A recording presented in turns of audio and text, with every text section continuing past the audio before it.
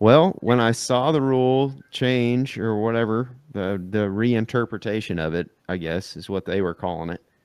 Um, I was fine with it. I don't really have a preference that much about trail cameras. I mean, we use them some. They're a tool, but lately, as the cell cameras have become more affordable, just in the last few years, we're seeing a lot more of those in the woods, and especially in sensitive areas.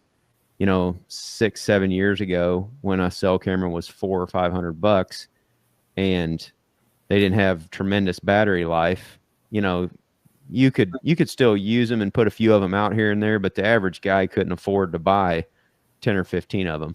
But just in the last couple of years, they've gotten pretty affordable.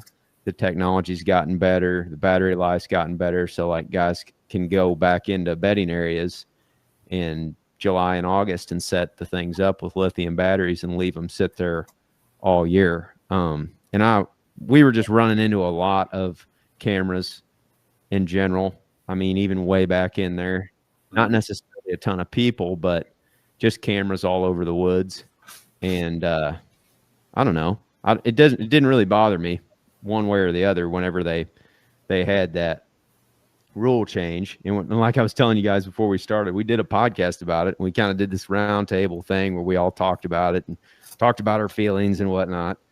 And then 2 days later, they flipped it around and they changed it.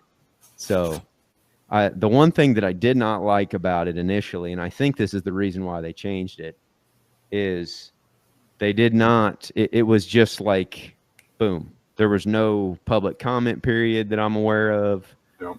There was nothing like that. It was just, and they called it a reinterpretation of an existing rule, but regardless, it was just one of those things that just popped up out of nowhere almost. And I feel like whether you agree with it or not is kind of a moot point.